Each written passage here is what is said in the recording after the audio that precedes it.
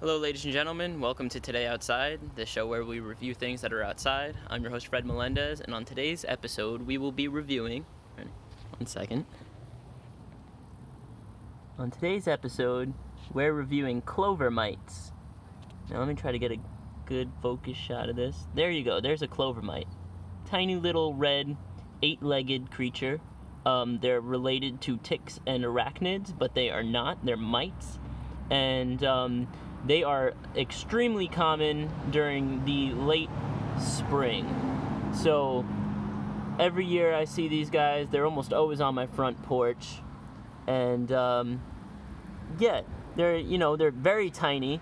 They're not really harmful to people. Apparently they are toxic to birds, but nothing that would hurt us if they bit us. But they usually don't even bite. They're kind of cool how colorful they are.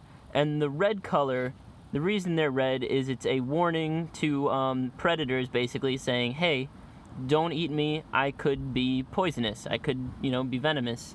Well, not venomous, poison. I could kill you, so just stay away. And so it's a defense mechanism. And these guys actually move pretty quick. And there's so many of them. There's just like...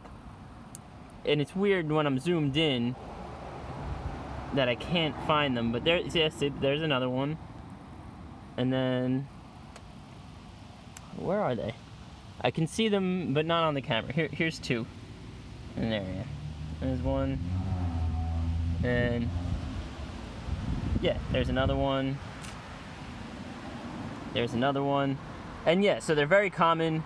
And one of the things that I learned was that the reason that they, if you have a lot of them, they tend to grow and reproduce more with well-fertilized lawns. So if you happen to see like a lot of them, like a huge amount, it may be because that you might have over-fertilized your lawn, and that attracts these guys or girls.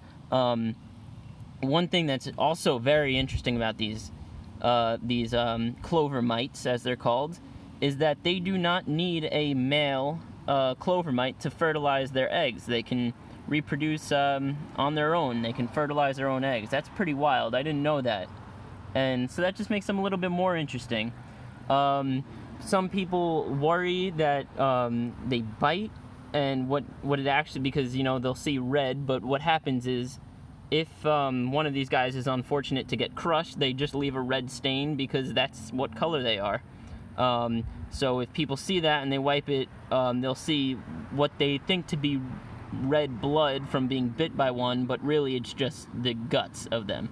So don't worry, they're not going to hurt you. They're just kind of annoying if you're sitting there and all of a sudden you realize you're sitting on top of about 100 of these things, because they do tend to be everywhere, especially when it's sunny and warmer out.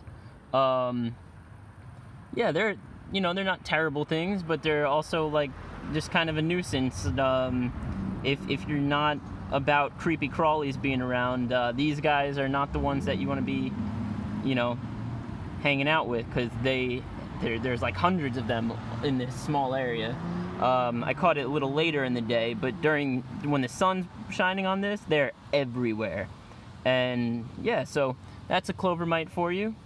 We sent some clover mites over to our researchers in the science facilities, and they pumped it into the arbitrary rating system. And let me zoom out. Clover mites got a 4.5 out of 10.